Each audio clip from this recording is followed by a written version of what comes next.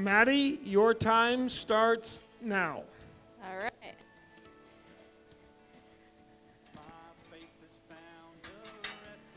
All right, I'll tell you what, waiting on this run today was a long wait, it felt like. But everyone else out here did a really nice job today. My goal walking into this is just to do the best job I can do with this horse, help him get kind of started on his way.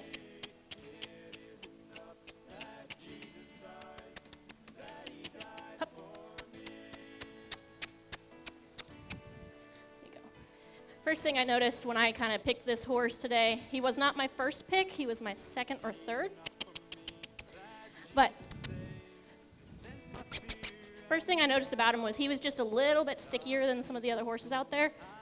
He had no problem with getting slowed down and hitting the brakes.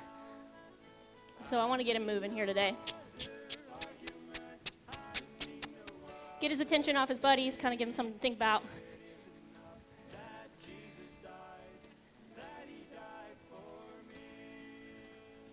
One of the things you don't think about sitting in the stands is that as a competitor, you don't pick your first choice, you don't pick your second choice, you pick all the way down to however many competitors there are. That's how many horses you have to be prepared to pick deep into the pen. So you pick 1, 2, 3, 4, however many competitors there are, so that no matter where you draw up, you still have your horse kind of figured out. Maddie, if you are saying this was kind of your second, maybe really third choice, what were your emotions when you were realizing, darn? I was thinking, all right, there went my first horse. And then I was like, oh no, there went my second choice. I was like, well, guess it's going to be this little dude. I actually only had 2 picked out, which wasn't very responsible. So then I had to make a spur-of-the-moment decision on this guy. And my thought process was that he was pretty out on his own, separated from the pack a bit, and I wanted one that would be a little bit more confident. Sometimes that can be a little harder to get a connection with him, but I wanted one that was going to be confident for Friday, because I had Friday in mind when I was making that selection. Well said. That's a line we haven't heard yet, but you have to be aware of Friday.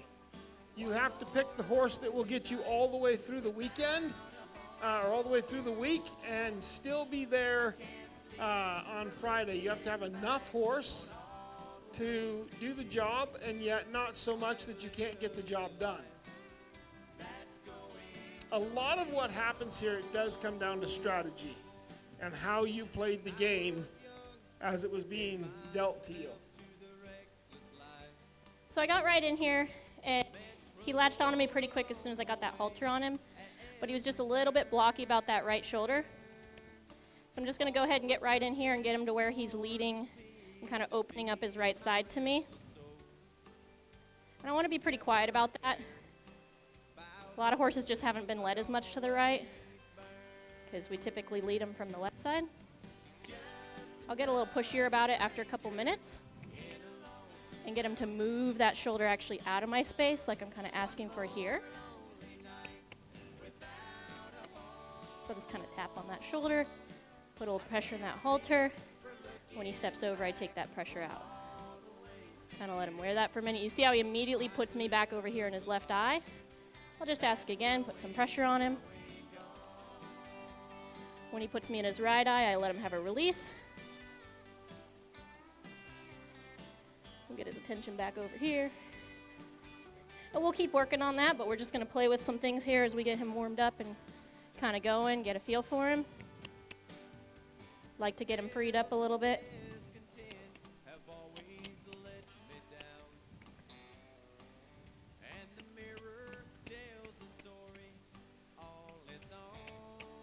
Put a little pressure on him, keep it on him till his feet start moving.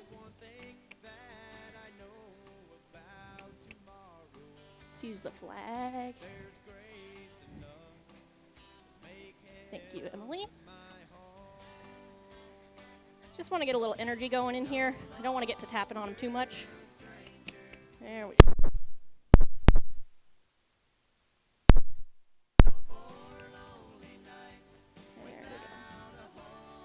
try to keep it as little pressure as possible, but as much as necessary. With this one, I knew he was kind of going to be a little bit stickier. So I don't want to march in here today and use everything I got right off the bat, because he's only going to get more tired as this thing goes on.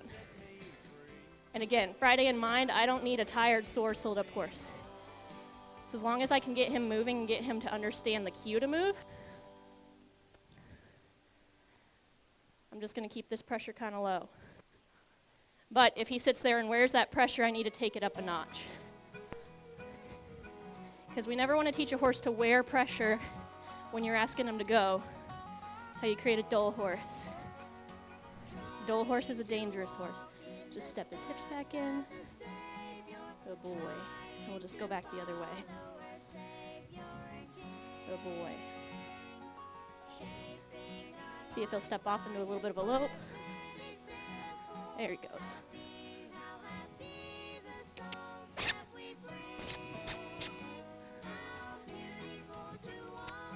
We'll let him get his back feet underneath him before we...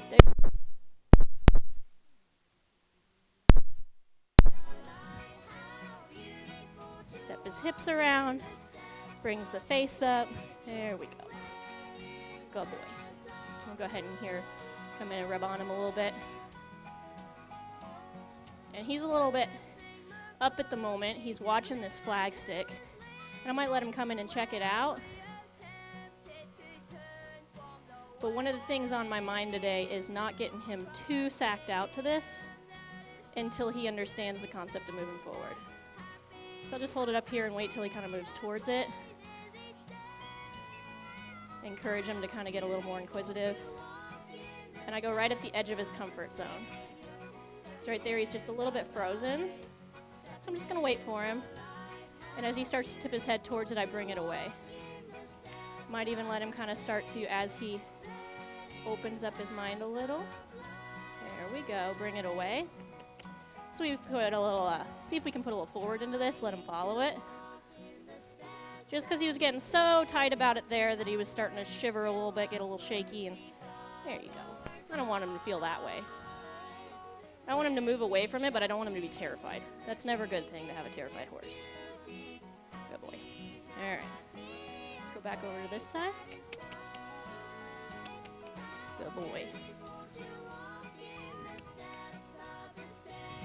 So let him trot around this way a little bit. We're going to try to get this right lead canter. Let him feel that canter in this round pen. Some of these horses haven't cantered probably in a round pen, loped around a round pen.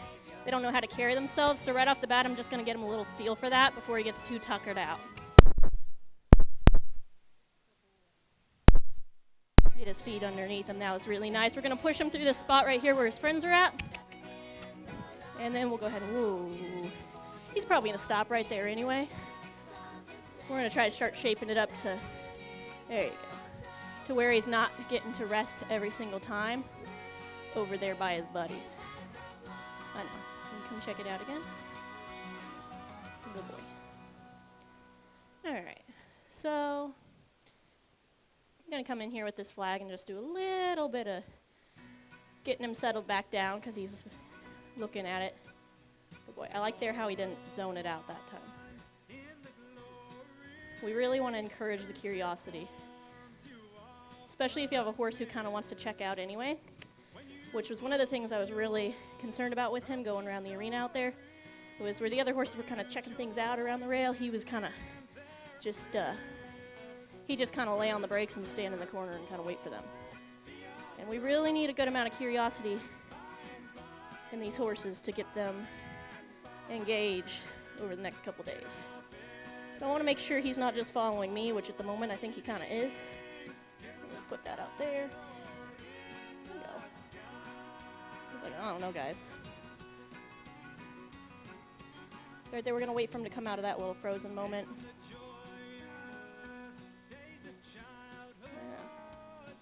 And I watch where his attention goes. For a moment there, someone coughed along the rail, and he was looking at that, but he wasn't looking at this.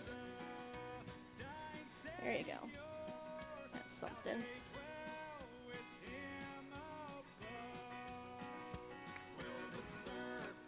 We'll get his feet moving a little bit.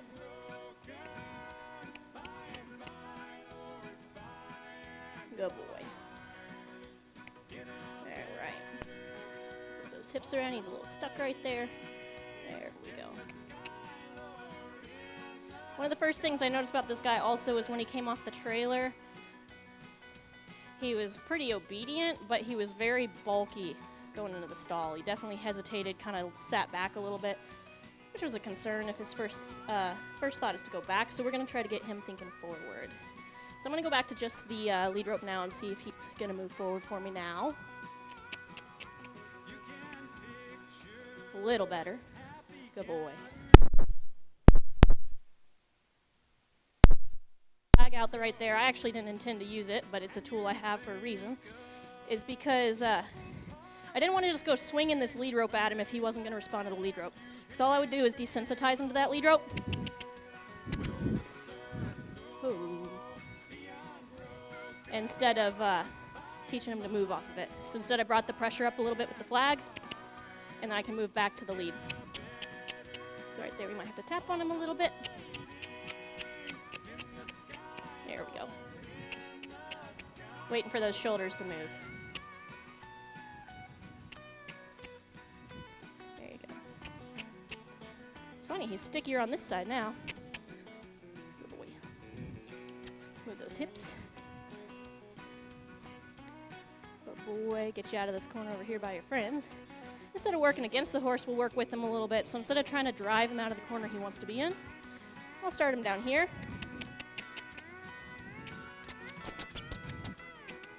Here we get a little bit of movement. There we go. Just keep that pressure on until we get the answer we want.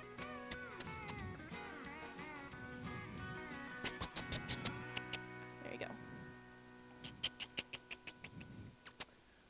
There we go.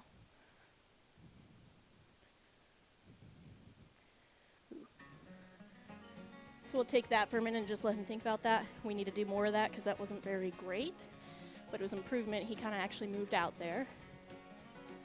While I wait for that and kind of let him soak on that release, I'll kind of just optimize moving my hands around on his body a little bit. Right there, he's a little tight on his belly. Is that better? Is that good? Right here, it's hard to determine if he's looking at me or if he's looking out the back gate, so I'm just going to move him around so I can better gauge where his focus is at.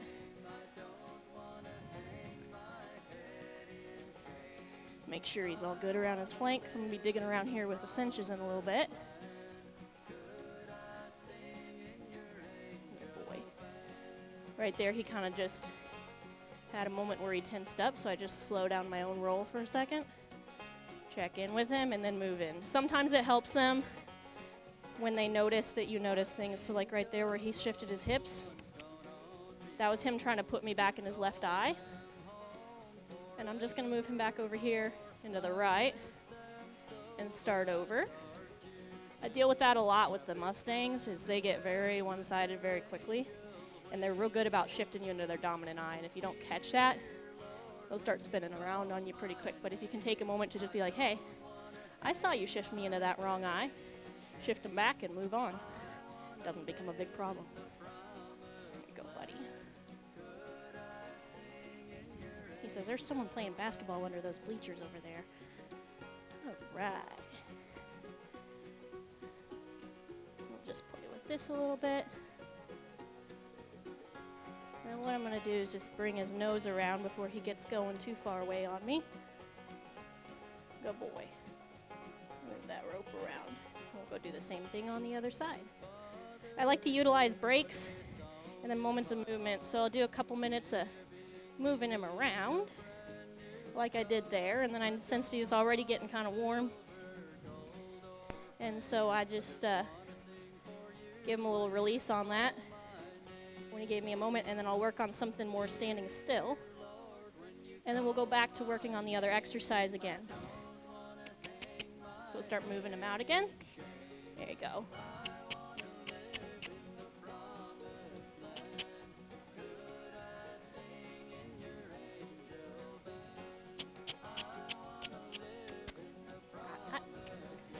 Bad timing on my part. I probably should have given him a release when he walked out freer instead of asking for more.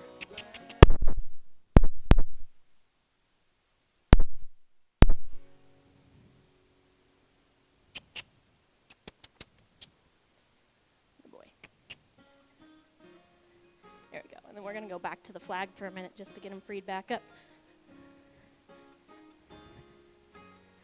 You know what? I'll just do a whip, actually. Sorry.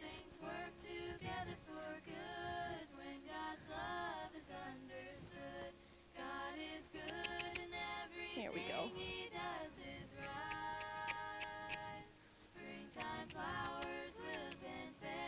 There we go. We're also going to start working him kind of down more on this side of the pen, and then see if I can't break him a little bit more over by the gate, which is kind of funny because it's not normally where I would do it. Ooh. Just kind of get his mind working more to where maybe this end's a little bit better of a place to hang out. Just, he's getting so sticky down there. Let me sit there for a second. I like that lick and chew. I like how he's dropping his head. And then let's see if we can just... There you go.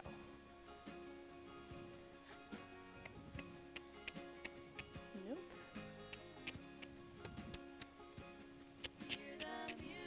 There you go.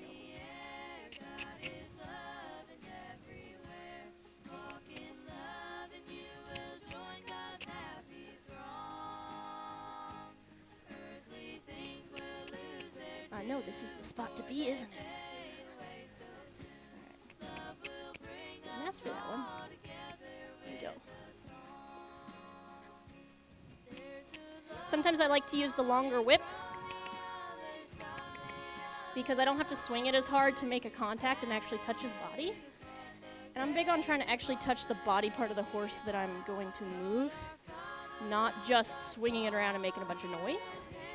So he understands that when I'm asking him to move his shoulder, if I touch his shoulder, that reinforces that cue.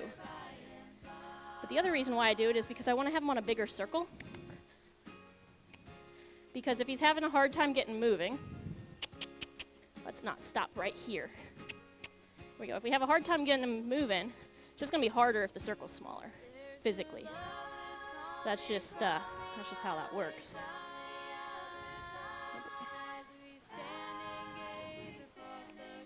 We're going to let you wear something while we work on that.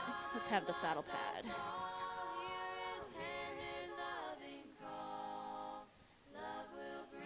Thank you. If you want to work on getting that saddle on the fence too, that'd be perfect.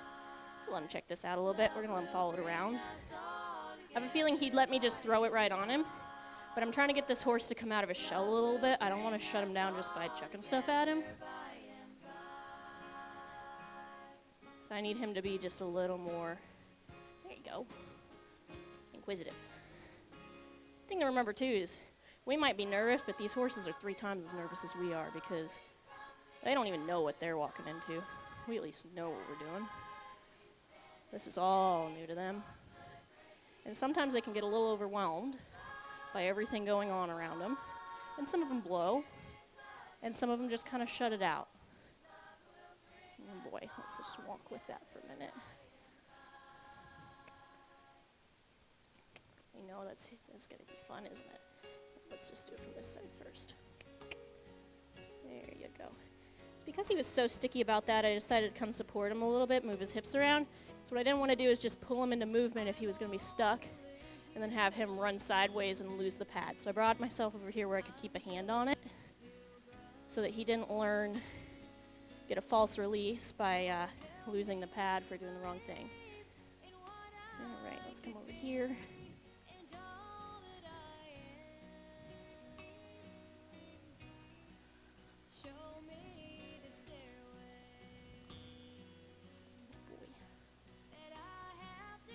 And I like to work every horse from both sides because they see separately out of both eyes. 2 sides of the horse, 2 separate horses essentially if you don't train them equally.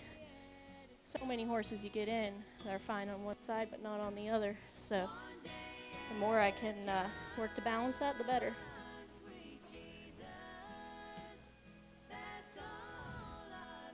I'll check this out here. I was pretty efficient at slinging this over, but I kind of whacked my wrist up earlier this year, and so I got to be a little more cautious on my own body too. Oh That's okay. So I just bring it up there and I touch it to him. And check it out. He gave a big old hiccup when I touched it to him. Which is funny because I definitely didn't drop it on him, but he was anticipating that feeling.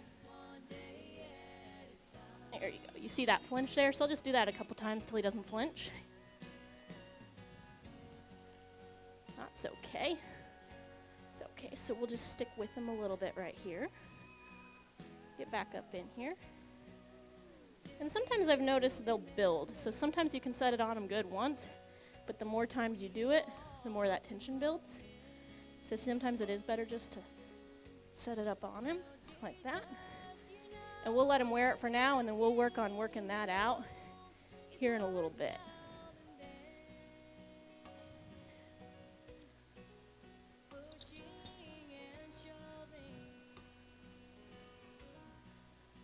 I'll stay close to him, keep connected so I'm not suddenly surprising him with any movements that he's not anticipating. Keep my hands run down over his sides. I'm going to keep a hand on my saddle so I don't go throwing it somewhere if he takes off moving. So I just want him to get to wear this today while he's moving around. There you go. Right there he stopped to kind of check in with me, so I'm going to acknowledge that.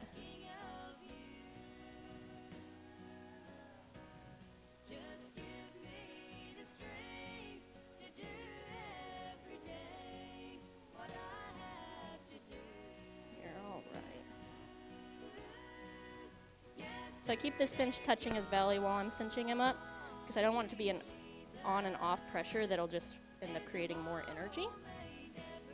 We want energy, but not in this exact moment. This is not a good moment for it.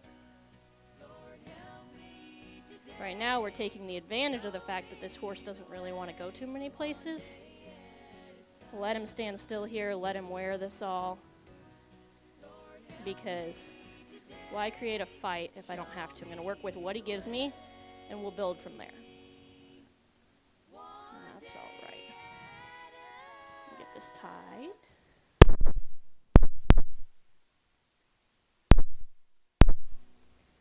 Good boy. I like how he's been around me here. I'm kind of encouraging him to stay that way. I want to get this snug enough that it's going to stay in place before I put that back cinch on.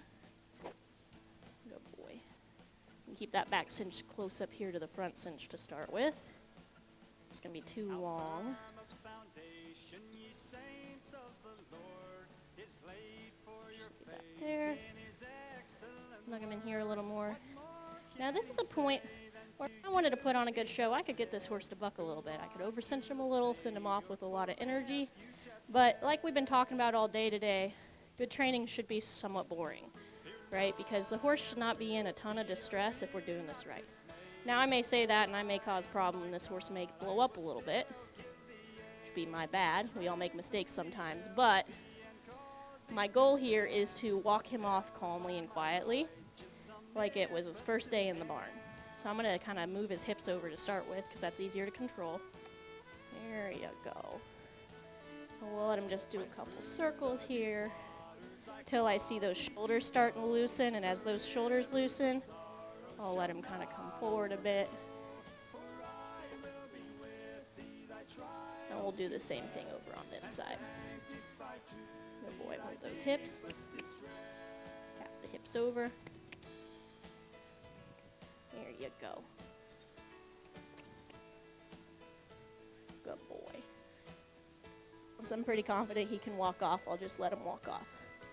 I always like to move those hips first, though, because I don't want him running over the back of me if he gets a little excited, a little worried, anything like that.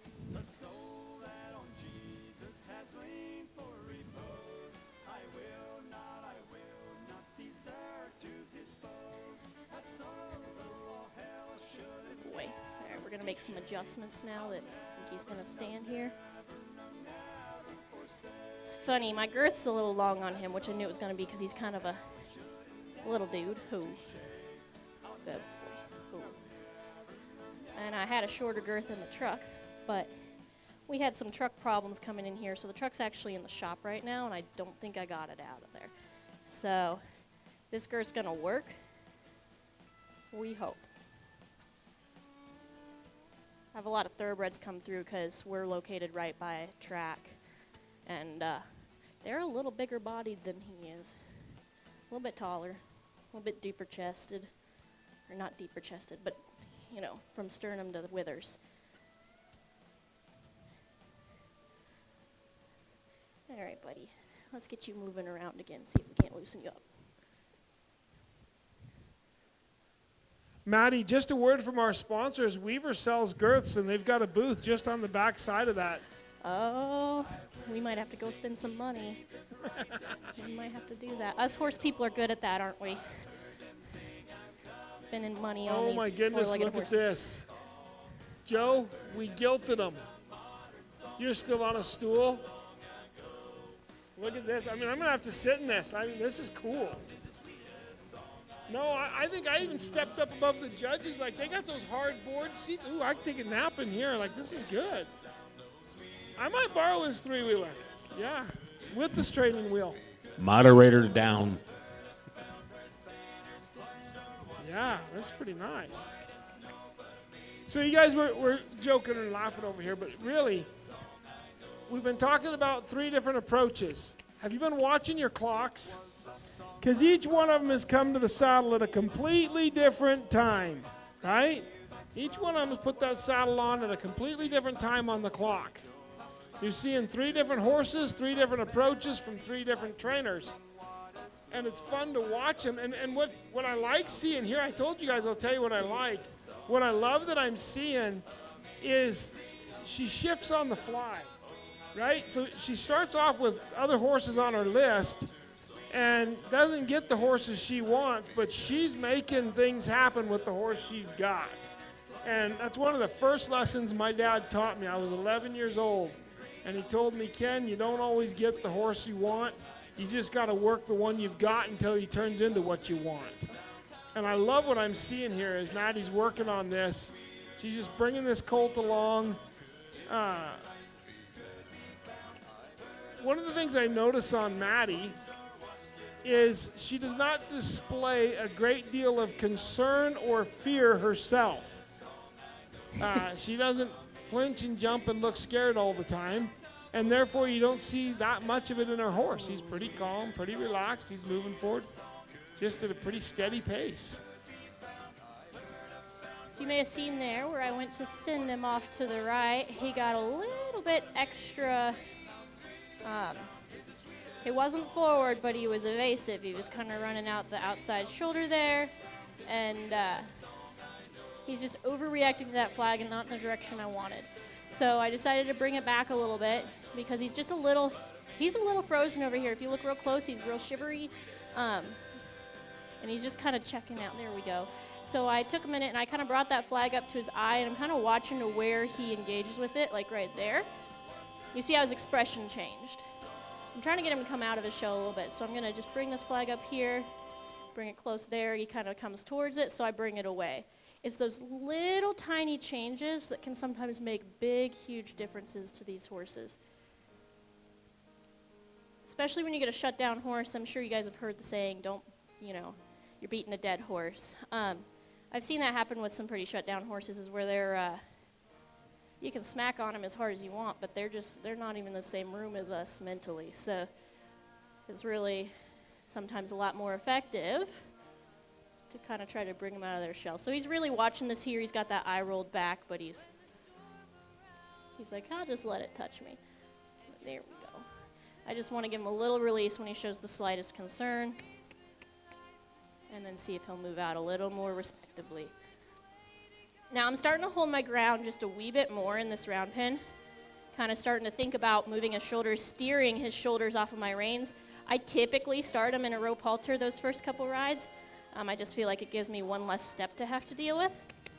But I keep that in mind in these beginning stages. So I'm going to hold this pressure on this rope till he gives the feel in his shoulders. So right there where he started to correct his course off of this rope right there, where it gets a little lighter in my hands, because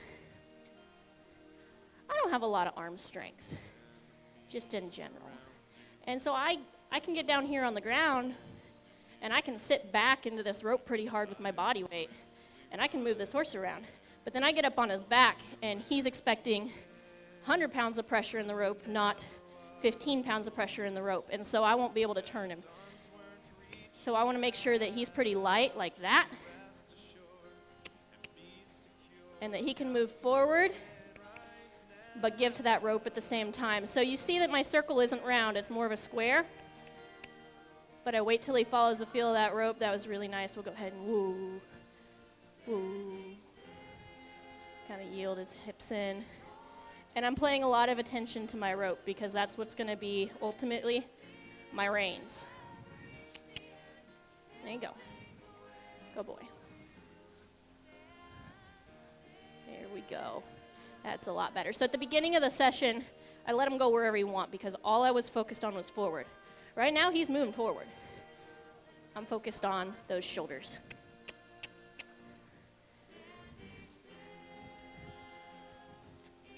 I want to be able to just, oh, I know you're getting stuck in that corner again, huh? It's because I didn't stay committed to that concept over there. So we'll get that back into play too. We'll kind of work him over here a bit, and then just woo. Let's let you rest right here. Yeah, before we tucker you out too bad, huh? You have an hour remaining. Thank you. What you thinking about, huh?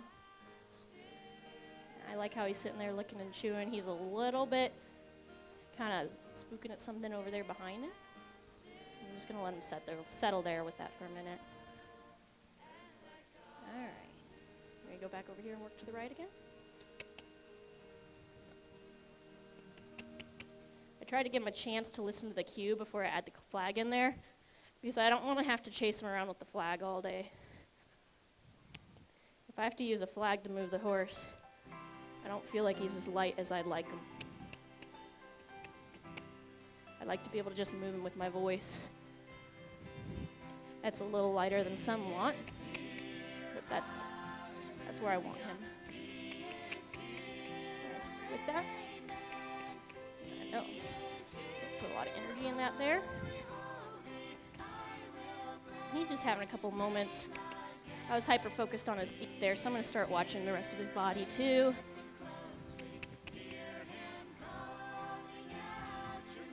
I'm going to put a little more effort into releasing on his face when he's soft with his face because he's getting a little frantic with his face there. Ooh. Give him a second to think again.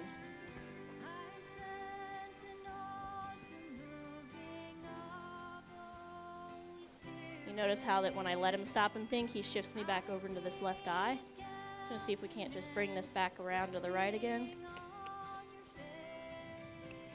And I want him to give with his feet. He's like, oh my goodness. The drama, I know. Not right there though.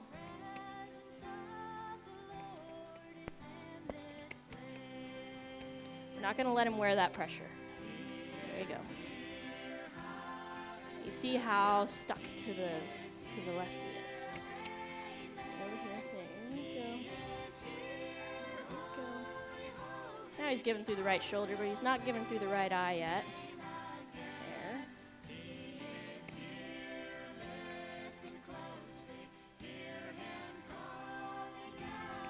We're not going to spend too much time hanging out down here.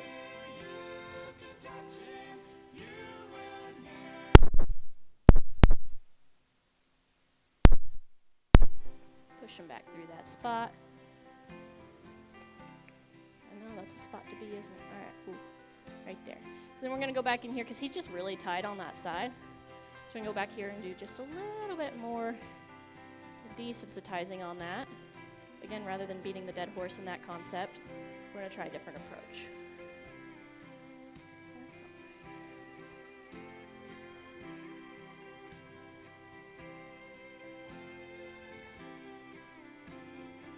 Where it gets a little tricky to see too is if he's looking off that direction at something past him, if he's actually turning and engaging with my flag. Gotta watch the little signs like where his eyes are at and all that. See if he'll drop his nose a little bit to come in here.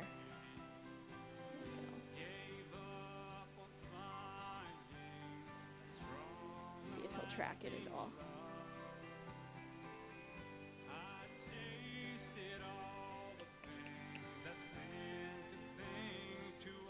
the most inquisitive little guy, are you? That's all right. We'll work on it. There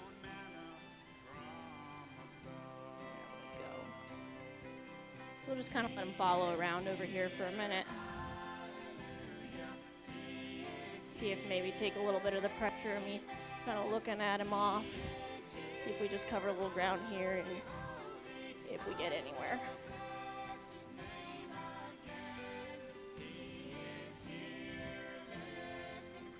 That's something. Something I noticed about this guy also right from the get-go when they sent us the pictures is he's built very uphill. His head comes up a little bit higher. He's tied in a little higher in his neck. And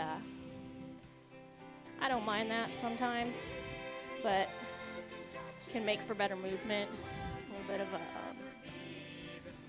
more like an English moving or a bigger moving horse. But sometimes you don't get quite the same level of dropped head or anything like that. They still can, don't get me wrong, and they should, but sometimes it doesn't come quite as naturally. Good boy. So we're going to break him out laterally instead of trying to just vertically. So side to side, we're going to see if we can just put a little pressure on his nose. See if he'll come down a little. This is also prepping for when I get on him. It's can I control where his nose goes? Because where his nose goes, his toes go. Hopefully. Good boy. We'll switch sides. And I'm again going to kind of watch the way he interacts with me when I come over here to the right, because you see that block right there. Let's see if we can step. There you go. So we'll just kind of come over here, watch where he's at mentally. See if we can kind of rub a little tension out of his neck right here where he's holding it.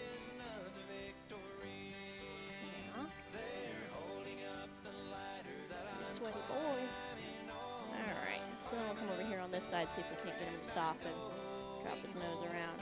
And I really like it if they'll engage with me a little bit on this. So when I swing that leg over for the first time, I would much rather him reach his nose around and touch my foot and like identify what's up on top of him instead of just zoning out and hoping it's not happening. Because at some point he's going to have to accept the fact that we're up on top of him. I'm going to just stay with him with this pressure. And this pressure is finger light. I mean, it almost looks like I don't have pressure on the rope, but I do have just a little bit of weight into it to the right here. And you can see him reacting to that. I train a lot of riding lesson horses for like little kids, you know, little girls 9, 10 years old. They're not very strong at all.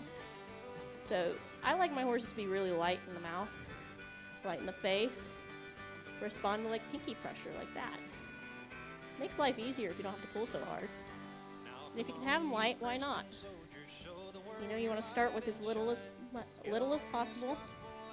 Always willing to use more if we need it to teach the horse what he needs to learn. There you go. Always using as little as possible because the starting cue you use is the lightest your horse is ever going to be. So if you start out by pulling hard, he's not going to get any lighter. There we go. I'm just rubbing a lot on him. Just trying to help him soften up a little bit mentally too. All his muscles. Itchy right there. Yep. I'm pulling sweaty horse scoop out of my cuticles tonight. Yeah. There you go. Again, like I said, this is kind of a big deal to these guys, so anything we can do to make it less miserable for them, the better. I like that I got a lick and chew right there, so I'm actually going to step back and kind of release while I'm standing here completely on his right side and let him just exist right here while he's relaxed with me in this eye. Hi. Alright, so I'm going to get back up in here and let's do something else. Let's move you around a little bit.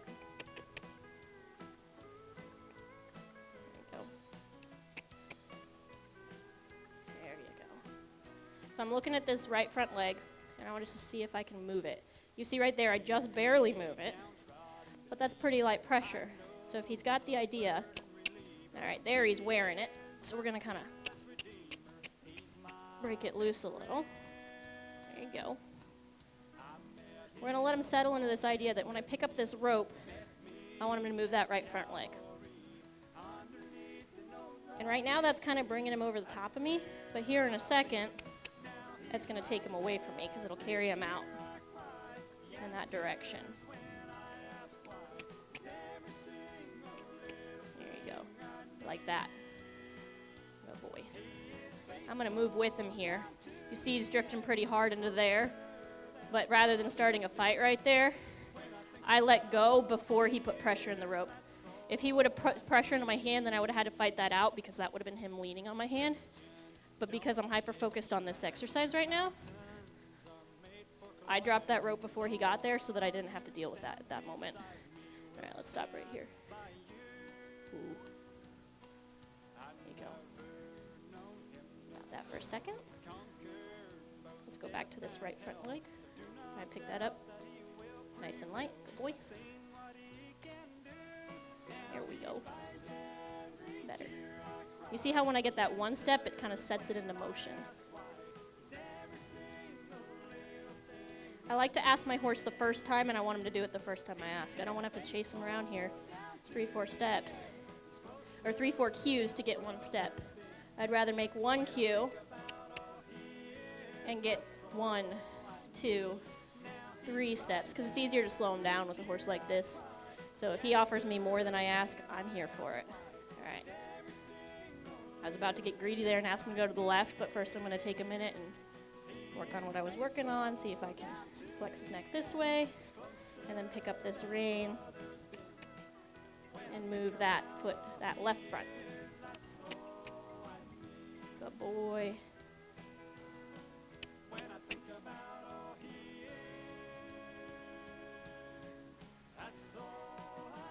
Sometimes with these lazier horses or these quieter horses,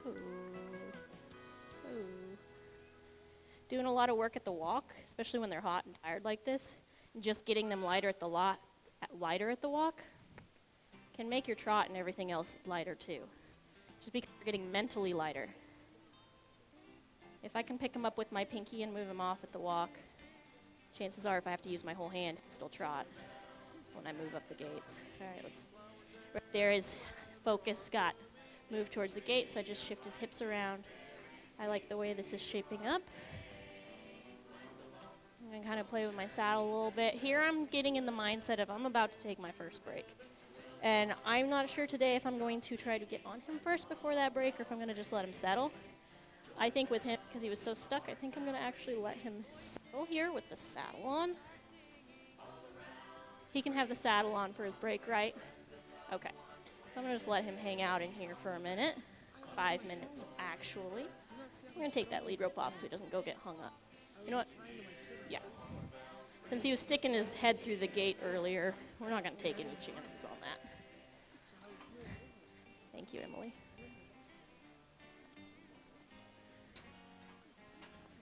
I like how he's still looking at me. He didn't run over there to the wall this time. I'm going to put this in the middle so that if he does knock it over, he doesn't make the track wet. Oh, he's thirsty.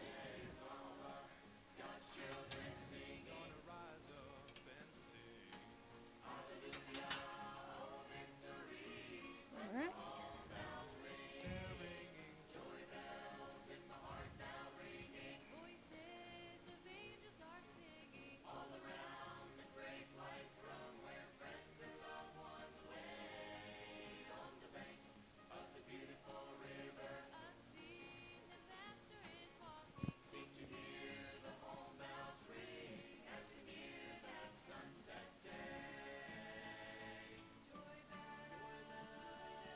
I like where this colt's at. He is really coming along really nice. Everything that we're seeing is progressing. So I'm going to walk over here and I'm going to ask Maddie a question. Same question I've asked the others, Maddie, as I come your way. What are you seeing that is surprising you? What is surprising me? I was surprised to see when he first came in the pen that he was as hooked onto the other horses as he was. One of the reasons why I did choose him, even though he's a backup, was because when he first came in the barn, he was the quietest one. He didn't have a lot to say. He wasn't real, he wasn't real herd sour. So that was one of my thoughts. I was like, well, he may be sticky, but at least he won't be herd sour. Of course, all horses are somewhat herd sour, right? So I was surprised to see that. I was surprised to have to fight that battle a little bit, but it's a battle you have to fight with a lot of horses, so you just have a plan and deal with it. You just have a plan and you deal with it. So where is your plan? Where are you? How's it going? It's going pretty well, I think. I was trying to get into the mindset of working him over there in that inn where he wanted to hang out and let him rest over here. By the way, you have 45 minutes left now. Okay, is my 5-minute break up already? No. No, okay. No, I'm just telling you. I always start 45 telling minutes. at 45 minutes. Okay, perfect. So yeah, that I feel like he's right there. He had a moment where he started to shape up, so I thought I'd let him sit on that. Cool. Well, he looks really good. Are you progressing at the speed faster or slower than you thought? I'd say he's exactly where I think he's going to be. Good for you. Not everybody gets to say that. Good job. All right, well, I'll let you have a few more minutes of rest. Get some water. All right, thank He you. looks like he's doing good. I think as a trainer, that's one of the most comforting things you can possibly say. I love where he's at. I like where he's at. I like what's going on. And to be able to do that, you have to be pretty confident in yourself. And as you're watching her, that's what you're seeing. If you've noticed, she comes in here and she just keeps talking and working as she goes through it. How about not do that? We're really not supposed to interfere, but he's very relaxed. We like that. And really nothing goes wrong if he does lay down and roll on her saddle. It's hers, not mine. But if I can interfere a little bit and keep that from happening, I'm going to. But as you watch that, you don't hear her. I'm talking about her confidence. You're not hearing nervous chatter. You're hearing her continually telling you, this is what I'm doing. This is why I'm doing it. This is where we're at. So I appreciate that in this horse. I like what he's doing. You know, she said, I'm shocked at how attached he is to the other horses. And you're seeing a bit of that right now. She's not in there, and he's dang sure wishing he was out with the friends. And that's something she is going to have to deal with. And that's, if you've watched, each horse has had something to deal with as we come along, right?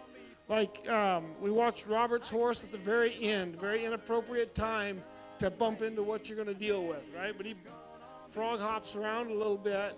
And we watched the first colt just, again, kind of there at the end, really kind of pulling on her hand a few times. And I don't know if you guys saw it or not, but Kaylee Dangner come out of the saddle like forward a couple of times because he pulled on her pretty good. There's a little stubbornness there that she's going to run into. Each of them is going to have something that they bump into somewhere. Every horse is. One of my favorite stories to tell is Man of War raced 21 times and he won 20 out of 21 starts. The only day he was ever beat was by a horse ironically called Upset. It also happened to be the only day that he didn't start by bucking off the warm-up jockey, right? The good horses have a little something extra in them. They do, and we have to deal with it. That's our job. Find the extra, fix it, move it, change it, and bring the good horse out to where we can use him. So that's what it's all about. I keep mentioning we're seeing 3 different approaches, but look where we're going to end up. He's going to end up in the same spot that he should have been. All right, hold on. You have about 35 seconds remaining of your break time.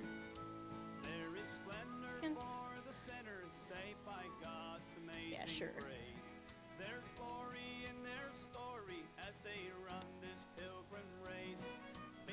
Longer than a treadmill, 35 seconds.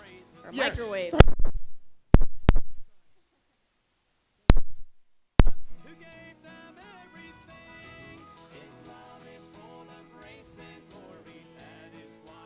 And your break ends now.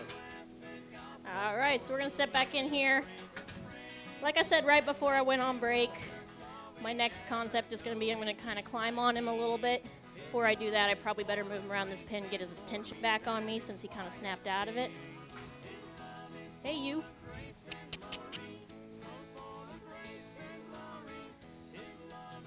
Hi. Is this cheating if I'm over here in this corner? Maybe. Maybe not. Let's see. Oh, what a good boy. All right, we'll go with that.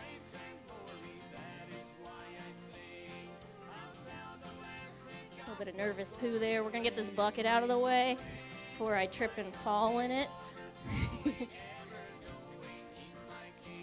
Not yet. So I always kind of approach this first day, first climbing on. Sometimes I do it bareback, sometimes I do it in the saddle. Depends on how tall the horse is and how stretchy I'm feeling. With this particular horse and this particular cinch, like I mentioned, I might have a little more play in it than I wanted, so I may end up doing this bareback. But for these first beginning stages of kind of moving him around or climbing on the side of him, I'm going to get my foot up there in the stirrup and hang on the side a little bit, see what my saddle does. I don't want to torque on his back too much if it's not going to stay in place. So if that's the case, I'll kind of do it more of a Jeffries method where you kind of climb on him without the saddle. But for now, I'm just kind of putting some pressure in. I'm okay with it if he moves around just a little bit at the beginning of this. I don't want him stuck. I like that he's staying awake.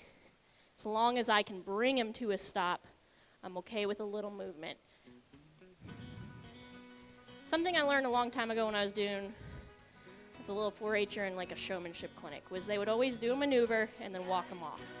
And I was like, well, why would you walk him away in between maneuvers, right? So right there, he got a little stuck, kind of over top of me. There we go. And that really has stuck with me, is a lot of times when I'm doing this mounting stuff, I like to maybe get on him, and then I'll get off and walk him a couple steps. Get him in the idea of, we're not just gonna stand here while I'm sitting on you, we're actually going somewhere. I don't know about you guys, but if I get on a horse, I'd like to go somewhere. I don't wanna just sit there all day in one spot. Takes away the point of riding a horse. I can sit in a chair on my own.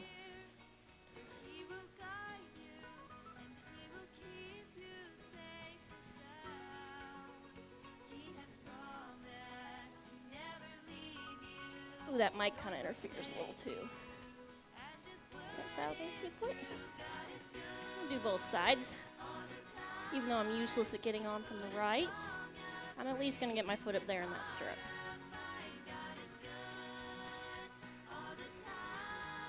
Before I do that, check and make sure he's with me. Good boy. We'll just put that knee up there, put a little weight in it. Like I said, useless at getting on from the right. For those who can, that's awesome. I need to work on that.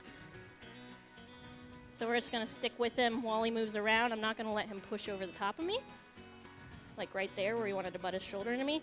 I'm going to keep this pressure in this stirrup until he relaxes. Hopefully he doesn't escalate. We just keep that weight there. If I was sitting on him, I'd be staying there, hopefully. There you go. And we'll take it off. And then he's a little frozen there, so. All right, now that I asked you, I'd like you to move off. There we go. And I like to keep consistent with all my cues from this beginning of this process to the end.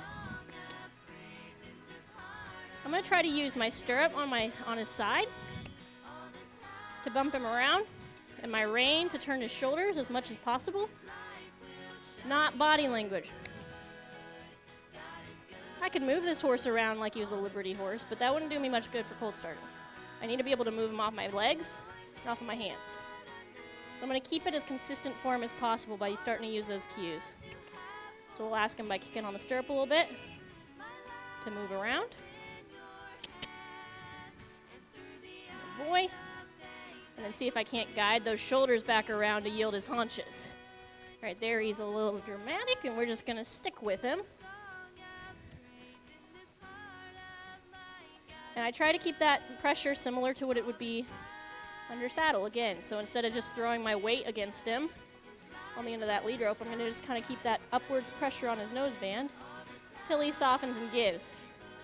Because if I'm sitting on his back, it's going to be a lot lighter than if I'm just hanging on it from the ground. So let's see if we can move him off this stirrup again. There we go.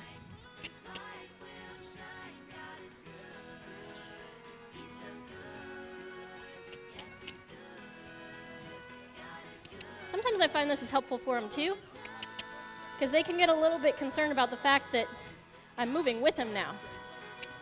I'm not just putting pressure on him and then when he runs away, I go away.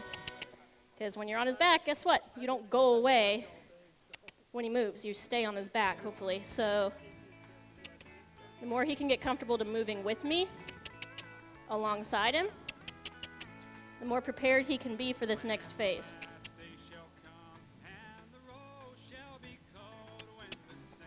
There we go. And you notice each time we get a little further from the spot he wants to be, but it's gradual. There we go. All right, let's yield around and try the other side.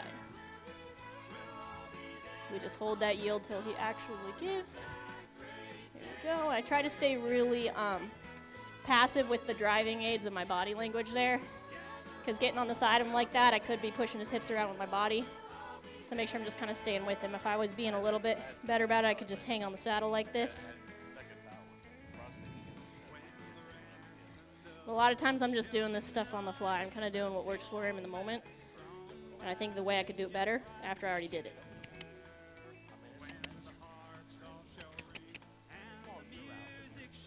So I just kind of keep pressure on him. Anytime he stops, and when he starts going, I let him go.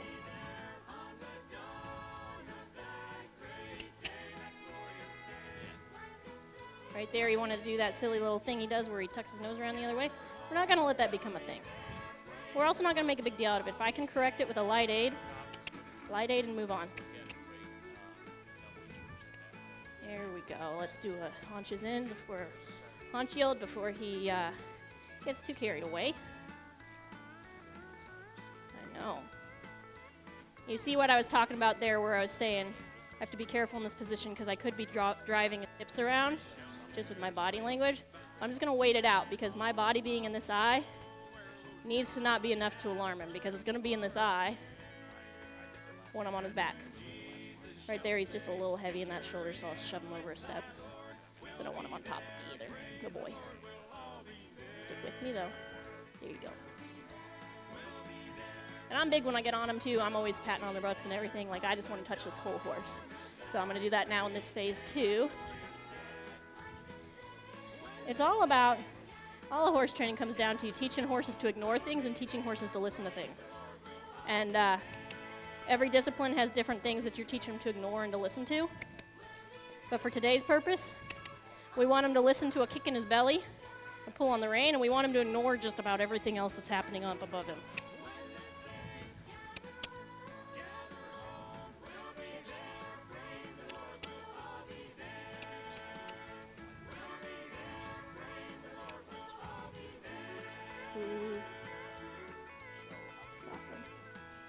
Wait for him. Wait for him. Not going to let him push over the top of me, though. There we go. All right, and then we're going to end that with just one step of moving his shoulders over, just because he got so heavy there.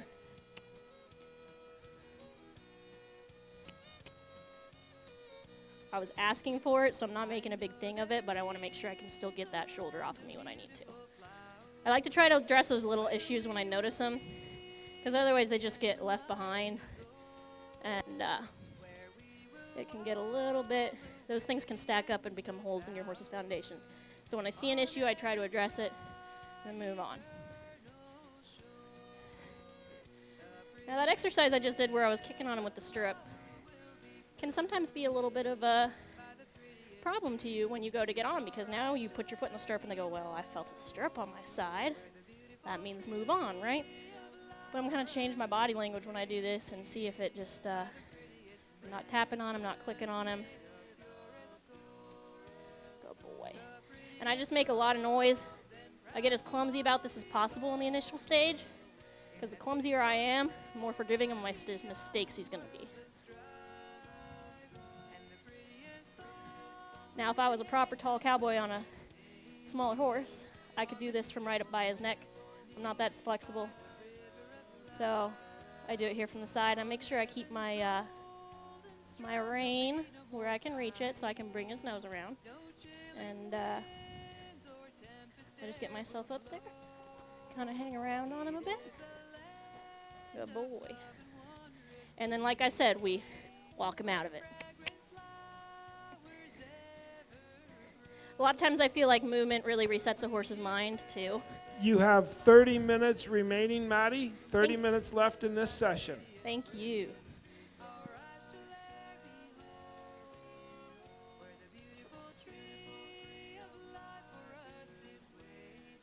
We're going to see if the saddle's going to stay where it's supposed to stay. I don't think it is. Good boy. Tomorrow we're going to be walking in here with a better girth, but in the meantime we're going to work on what we got.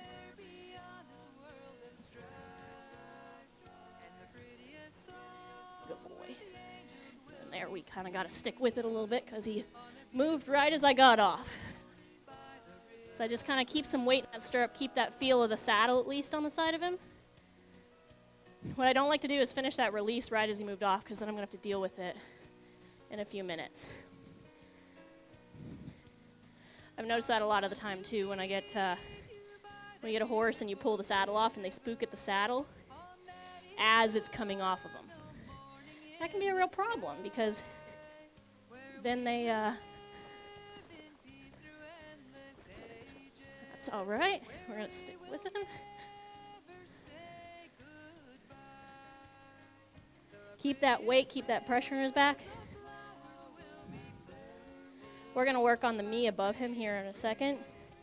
So I'm not going to get too hung up on that because we're going to handle it.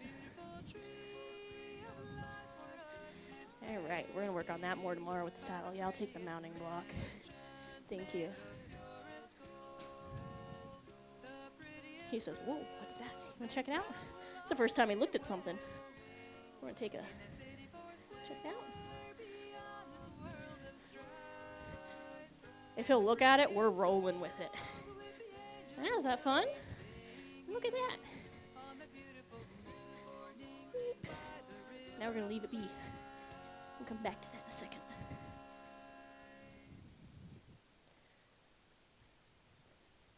We just want to continue to encourage his curiosity as much as possible. Ooh. Emily, do you mind sliding in the bridge?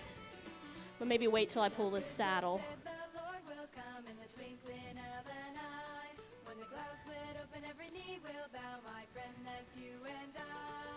What you gonna do when your life is over? What you gonna do? What you gonna do? When my Jesus comes in all his glory. What you gonna do? What you gonna do? It'll be too late, then better say yes now. What you gonna do?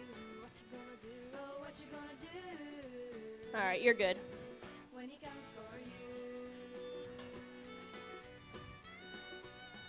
If you will come by faith in Christ, he will change your heart. The blood of Jesus washes clean. I like how he's just hanging out in here. Mentally, he's still here with me, which is great. It's one of my favorite things to see in a horse is when they actually start to kick in and let you help them. Let you help them find their peace, you know?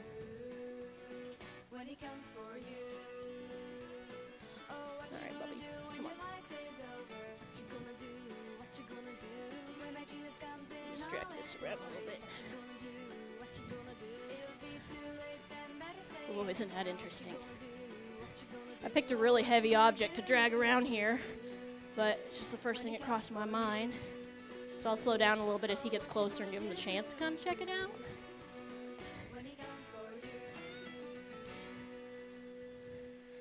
Alright, we'll just leave that there.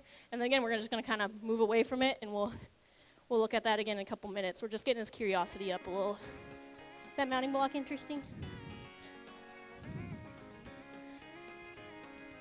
Again, if I was taller, more athletic, and more talented, I could just vault onto this horse.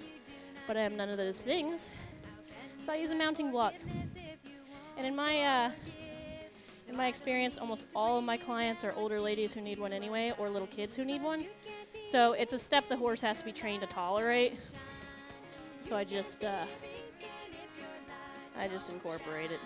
It's just part of the process at this point.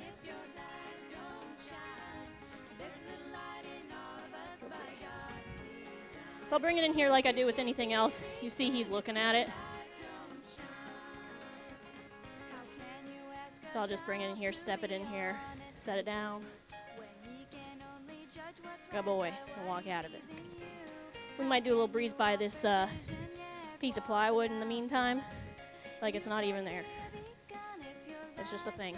And then we'll come back around to this mounting block, set it in there again. I figure if he won't stand next to the mounting block while just sitting there, why on earth would I expect him to stand next to it while I'm jumping up and down on it above his head? No boy. So then I'll just kind of get in here and kind of do some of the things I was going to do anyway. And we'll bring it around to the other side because he did really well with that.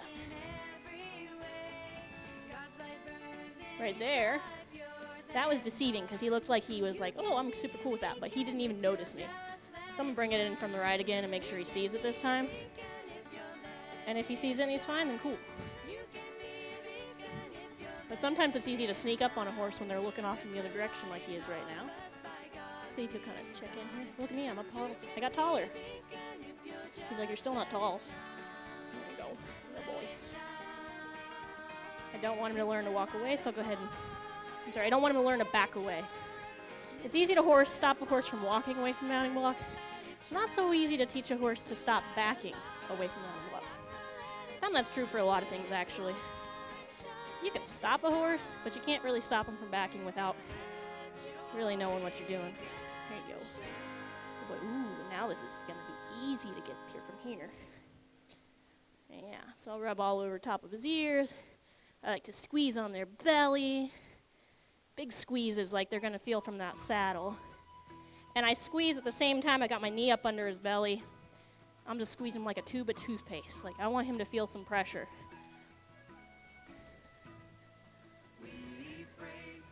And then before he starts to get a little uncomfortable, I'll just say, all right, now we're going to walk. This gets him all primed up, too, for when I'm ready to get on him and ride him around. He'll just be ready to walk instead of being completely stationary. Sounds like I'm really got a lot of emphasis on, yeah. Another thing a lot of people are probably thinking right now is, well, what if this horse starts moving off and he gets this mounting block up under his legs? Then you're going to be in real trouble, right? Which is part of why I get him in the mindset of walking straight away. But I also am all about letting him step on it. So the more he can make that noise and experiment on his own, the better. Good boy.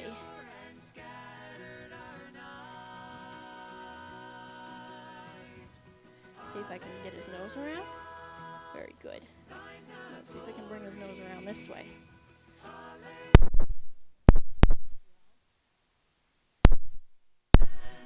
Now here's what I was looking for earlier. You know, I was talking about how he was shut down, but my goal was to have him reach around and touch my foot when I got up here. And we're getting pretty close to that. If my hand was a foot, he'd be touching my foot. Good boy. All right, we'll see if we can... we were going to try to avoid that, but I didn't have my reins set up correctly. I don't want him to walk away from the mounting block with his hip towards it, because that is where you'll get those back legs caught up. And if you're using the mounting block in your colt starting process, you need to be conscious of that. All right, walk straight away. And we need to go back to the right again. How much time do I have left? You have 21 minutes and 5 seconds remaining. Perfect, thank you. Everyone always likes to favor the left side.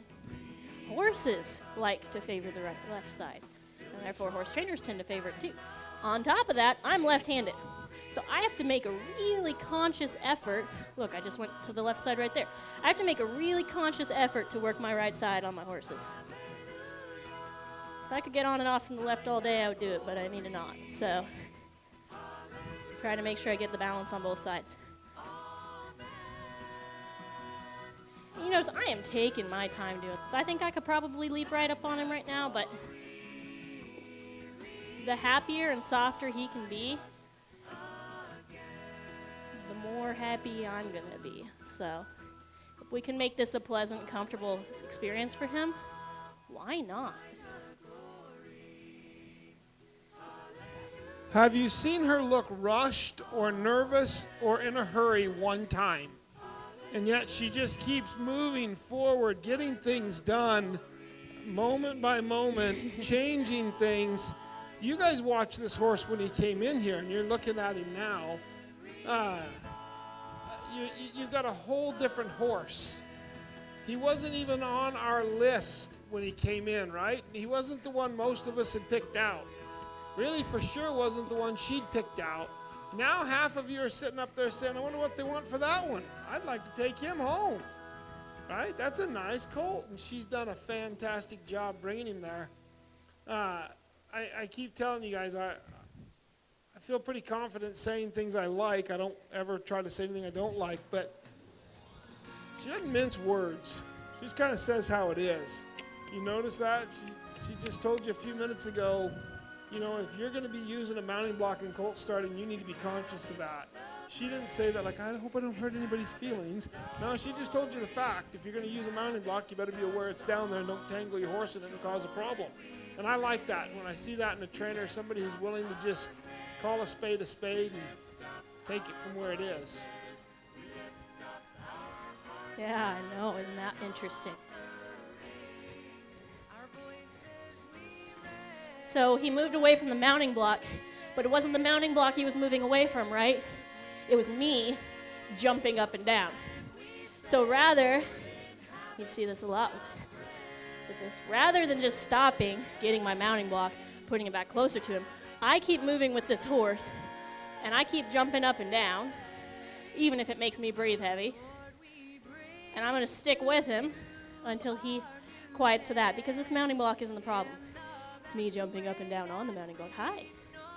And if he'll check me out over his other side, I'm here for it right now. There's going to come a point where I need to keep him flexed to my hip right here. At this moment, he's relaxed enough that I can make the judgment call to let him look at me out of both eyes. And he's short enough, and this block is tall enough that I could just kind of stick a leg over and slide onto his back. But I want to make sure I can jump up and down a little bit, because I'm going to be jumping up and down in that stirrup tomorrow. And the more I can do that now, the easier tomorrow is going to be.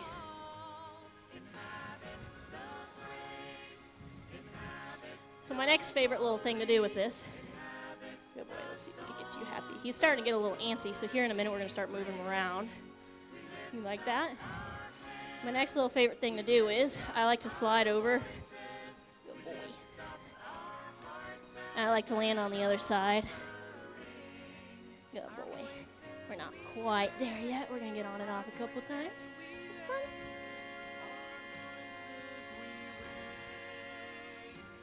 I like to squeeze his belly. Make sure he feels movement all over these hips, all over this girth. You don't want to be surprised by your leg when your leg comes flying over the other side.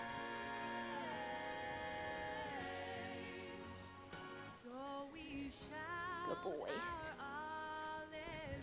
Like that. A lot of times it surprises him the first time, but I can start to get slower and slower with that, and I get a lot of, I don't know, I just like to do it. It's kind of fun too. But it gets them seeing you out of both sides, and you can do that from both sides. Just slide from one side to the other. You're not up there for as long. They don't have time to react negatively.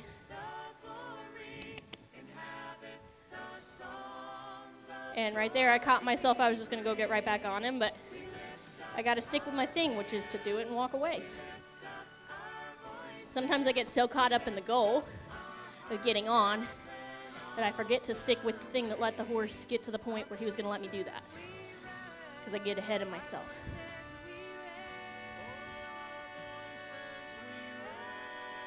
There we go.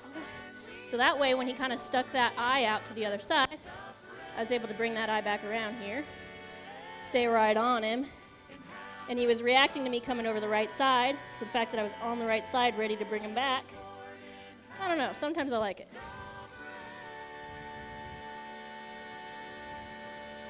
I haven't decided if it's the most efficient method yet. I could see him popping his hip over onto the above the mounting block over here, but for today, I'm going to play with it. It's the thing about training horses that I love too, is that there is no one right or wrong way to do it. You have 15 minutes remaining. There's 15 minutes left in your session. Thank you, Ken. There's no one right way to do it. Sure, there are things that work better than others, and there's things you should or shouldn't do because they're safer. But horses are all individuals, we're all individuals, so it's fun to kind of experiment with different things. Step up. So right here is where our kind of exercise from earlier comes into play. See if we can get his shoulders moved. I don't have a dude, we're going to play with that. Again, like I talked about earlier, I'm not okay with him ever thinking it's okay to get stuck and not listen to a cue. So if he does something like that, where he's just like, you know what, I've been standing still for a while, so I don't want to move these shoulders anymore. Here you go. I'm just going to drop everything I was doing and go back to that.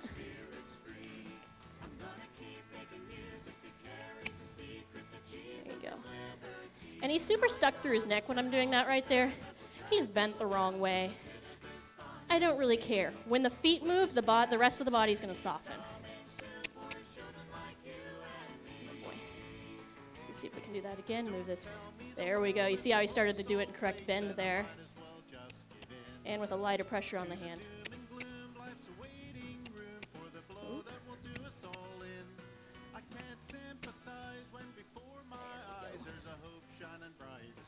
My inability to tie a knot gave him a false release right there, which was unfortunate. Let me just move on. Do it again. Here we go. And let's see if we can do it from up here. Again, sometimes I get a little bit sidetracked from my main goal because I'm really focused on not leaving any holes in this horse's education, because those holes are what will come back to bite you. He's like, I don't know if I can move that shoulder while you're standing on that block. So I'll try to break it loose a little bit. There. Let's loosen it up a little more. And I'm not okay with my horse ever leaning into any kind of cue. If I don't cue him to do it, who cares? But if I cue him to do something and he chooses not to do it, I have a real problem with that.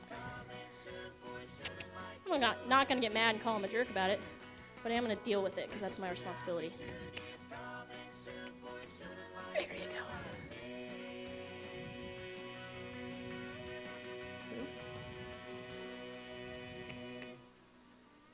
There you go. Let's see if we can do this again. And it does get to be kind of a line. There you go. It does get to be kind of a line because he's in the mindset of, when I'm standing up here, to ignore what pressure I'm putting on him, because I was just jumping all over him. And he's like, well, when you're jumping all over me and you don't want me to do anything, then why in the next minute are you asking me to move? And so you just have to take the time and kind of show him the difference. It's part of taking the time it takes. And he'll learn the difference eventually. So we'll go back up here, and this may take him a minute to get resettled in because he moved off the last time, right? Good boy. I don't know about you guys, but a couple minutes ago, she was standing with one foot on the mounting block and the other one comfortably laid across his back. She's clearly not past 40 or 30, maybe not even 25. Nope. My body hasn't moved like that maybe since I was 10. Yeah, that move right there, that's the one. Go ahead, everybody in here that can do that, stand up. Yeah, right, you sat right down. I'll tell you what, so I also have a full-time office job, and in addition to training horses. I stay a little busy, but goodness, sitting at the desk 40 hours a week will make you tight. That gives you the ability to do that. I stretch. That's what I just heard was sitting at the desk 40 hours a week makes it so she can do that. Not quite. Dang, I was going to look for a new job. Right? But yeah, lots of stretching is necessary, that's for sure. Good boy. So I'm putting a lot of squeeze in my leg right here. Good. There we go. So we're going to bring his nose around this way. That's part of the what I like about the freedom of doing this bareback is I'm not stuck just bending him to the inside. Good boy.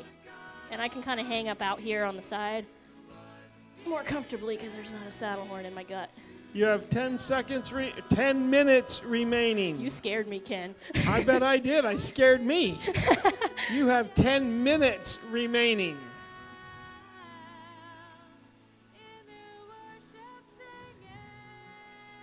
Good boy. Bring your nose around this. Actually, we're going to go with a flip. So the reason why I decided to not bring his nose around to the outside that time was because he hadn't walked away from the mounting block that time. So if I brought his nose to the outside, I was going to push his body over the block, which shouldn't upset him. But again, we talk safety here, right? If we're going to use this extra piece of plastic in our way, then we have to be mindful of where it's at. He's like, I didn't like it that you went over both sides that time. Sometimes we don't like the things we have to do. It's just our job, buddy. This can be your job now.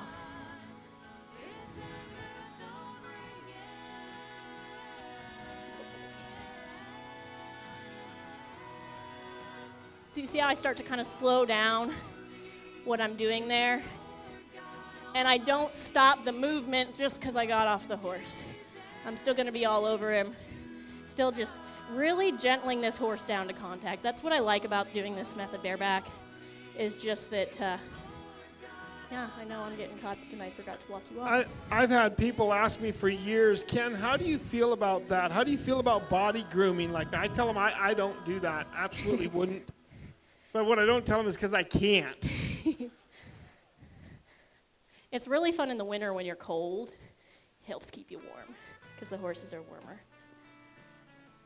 Here we go. And I'm okay with him moving a little. As long as he's staying soft about it. Let's bring your nose around this way. There you go. Oop.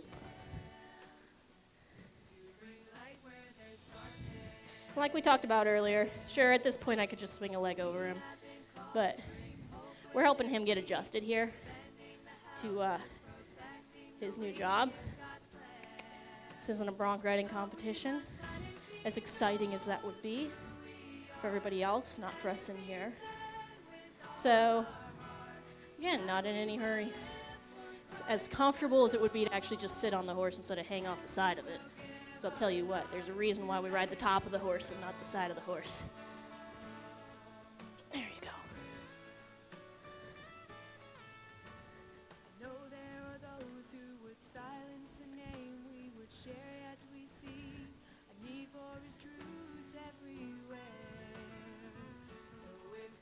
I like it when he comes in and engages, so I kind of encourage that.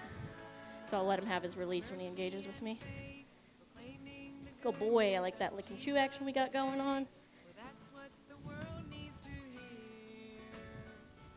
How are we doing on time?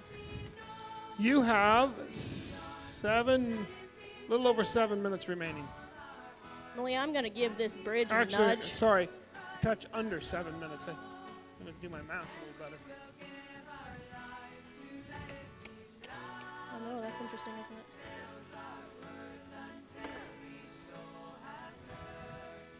Just so that when the time comes, you can pull that out of there if I decide not to use it. And I've kind of already utilized it as far as just kind of using it as something to get his curiosity piqued. I am not a set in stone person, if you haven't noticed on what method I'm using and when I'm using it. He's like, whoa, there you go. And I like to just use my obstacles to kind of shape my horse's mindset. For me, it's not about the obstacle. I mean, how often in real life do we walk our horse over a tarp, right? It's to teach them how to handle different mental stresses. So there we go back to that old, can I move your shoulders off of here? Good boy. Ooh.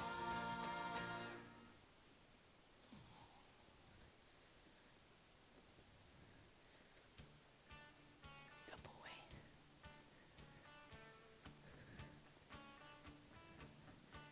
Then we'll just see if we can bend his nose around a little bit to the left here. Now that I'm actually sitting on him, I do not want him to hit that mounting block. Don't ask me why I'm so obsessed about that. Right? Been there, done that. Super fun. Good boy. So just bend his nose to the left again here. Good boy. We'll get back off from the left this time. 5 minutes remaining, and all equipment must be out of the pen. right. Let's go for a little walk. And then we'll do that again.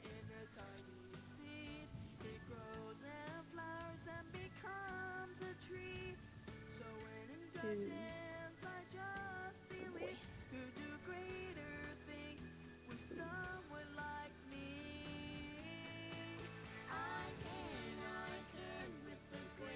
So right there, that was a little rude. So I'm just gonna kind of snug up on him a little more. Be like, hey, I'm still on you, even if I'm on the side of you. It's not super comfy, is it? Right? It's still me sitting on you, even though I'm hanging off the side. And I'm actually putting most of my body weight into him right now. It's not foolproof, but I try to make the wrong thing easy and the right thing hard. And sometimes this can be the opposite of that, because when he does the right thing and he stands by the mounting block, then we jump on his back. That's hard, right? If he moves away from the mounting block and now I'm not on his back, that's easy. So then we would be rewarding that bad behavior just by him doing it. So if I can stick with him,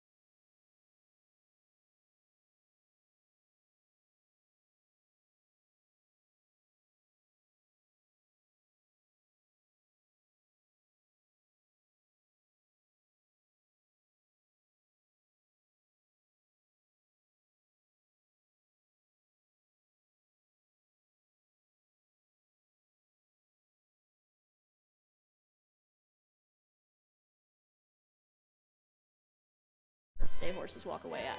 So the fact that he came in different than what I was expecting, but left consistently where I always leave a horse makes me feel really good because we're right where we should be. That should make you feel really good. Congratulations, good job. We're all proud of what you did here today. And go get some water and a rest, and then I'll catch you over there in the corner in a few minutes. Sounds good, thank you. Yep. So Maddie, we finished your first round. We did. Tell me how we feel about it. I'm feeling pretty good. I'm pretty happy with the little colt. I came in here today with the goal of just getting his mind on me and getting his feet moving. I feel like we accomplished both of those things. On top of that, I wanted to move his shoulders around and get those freed up a little bit. We got that done. And then I wanted to get on his back. So we got all the things I wanted to get done. We didn't go beyond that, but that's okay because that's where we wanted to be today. Okay, so you made the comment, I have a full-time job in the office. Okay, so tell me what you do. I work, I'm a sales representative for Tough One or JT International, so we sell horse equipment. I started there, it's like 10 minutes from my house. My parents wanted me to get a real job when I came out of high school, so I went there and I was taking business classes, and that ended up working out really well. I've always wanted to train horses full time, so I still do, almost. I work from around 5 or 6 a.m. to 8 before I go into the office with training horses. I come home, I give 4 or 5 riding lessons, and usually work a training horse after that. So I get off the office at 5 and I work till around 9 or 10 p.m. every night. So I figured going into there you're 18 to 20, but you do not present yourself in that age bracket. Your mannerisms, your speaking, how old are you? I'm 22.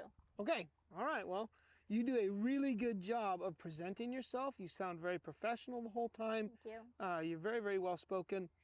How long have you been starting colts? I started my first colt when I was 15. I just did like one a year when I was 15, 16, 17. And when I was 18, I started opening up to other people, and so just started accumulating. And you've just run with it from there? Yeah, I just usually have like 2 in a month for training, and that's not a lot, but over time I'm learning from every one of them, so. So you made a comment out there at the edge of the round pen when I was asking you that I really loved. You said, I love where we ended because it's where I always end my first day with my horses. That shows a level of consistency that's really incredibly important. So what do you think, besides the consistency, what do you think you do that makes it so that you land on the same spot on the board every time? I try to work with the horse where they're at in the moment that they're at. And I think when you meet them where they're at, they'll come and start to meet you where you're at. And so if I'm always in the same place, they're going to meet me there by the end. So tomorrow you go first.